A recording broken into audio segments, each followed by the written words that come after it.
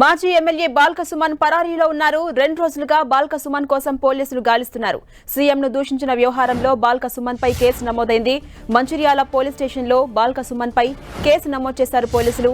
బాల్క సుమన్ పై 2 సెక్షన్ల కింద కేసును నమోదు చేశారు.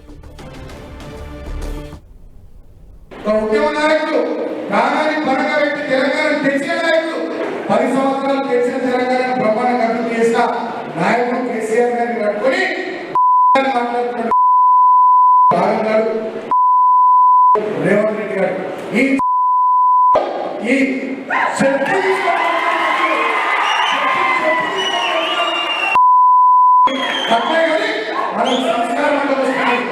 మనకు సంస్కారం అంటే వస్తుంది బిడ్డ పునర్గా రేవంత్ రెడ్డి గారు మా కేసీఆర్ అంటే మా ప్రభుత్వం లేకపోవచ్చు లక్షల మందిలో పండగకి తొక్కుతున్నారు. ఇదే అంశంపై మరింత సమాచారం మా ప్రతినిధి సునీల్ అందిస్తారు. సునీల్, మాజీ ఎమ్మెల్యే బాల్క సుమన్ పరారీలో ఉన్నారు. ఆయన కోసం పోలీసులు గాలిస్తున్నారు. అప్డేట్స్ ఏంటి సునీల్? ముఖ్యమంత్రి రేవంత్ రెడ్డిపై తీవ్రంగా అసభ్య పదజాలంతో దూషించడమే కాకుండా చెప్పులు చూపించినటువంటి బాల్క సుమన్ పై ఇప్పటికే మంచిర్యాల టౌన్ పోలీస్ స్టేషన్లో 3 సెక్షన్ల కింద సెక్షన్ 294తో పాటు సెక్షన్ 405, 504 అదేవిధంగా 506 కింద ఇప్పటికే మంచిర్యాల టౌన్ పోలీసులు కేసు నమోదు చేసుకుంది. యావత్ ఎప్పుడైతే ముఖ్యమంత్రి రేవంత్ రెడ్డిపై బాల్క సుమన్ అసభ్యకర పదజాలం దూషించిన నేపథ్యంలో రాష్ట్ర వ్యాప్తంగా నిరసనలు మిన్నంటాయి.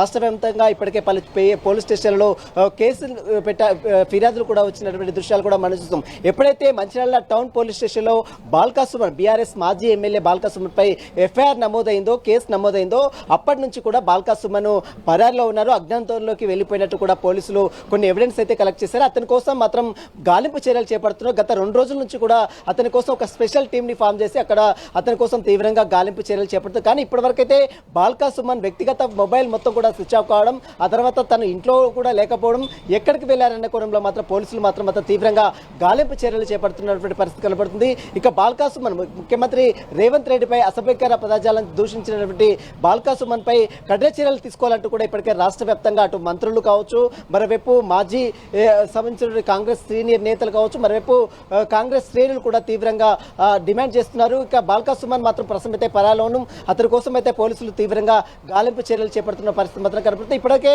బాల్క సుమన్ పై సెక్షన్ 294 బహిరంగ ప్రదేశాల్లో ఒక ముఖ్యమంత్రి హోదాలో ఉన్నటువంటి వ్యక్తిని దూషించినటువంటి నేపథ్యంలోనే సెక్షన్ 294B పాటు 504 శాంతి భద్రతలకు విఘాతం కల్పించడం, సెక్షన్ 506 నేరపూరిత కుట్ర, ఈ సంబంధించి 3 సెక్షన్లు కూడా ఇప్పటికే బాల్క సుమన్ పై నమోదు చేయడం జరిగింది.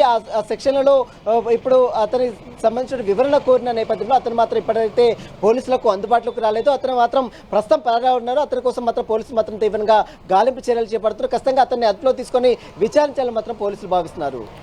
థాంక్యూ సునీల్.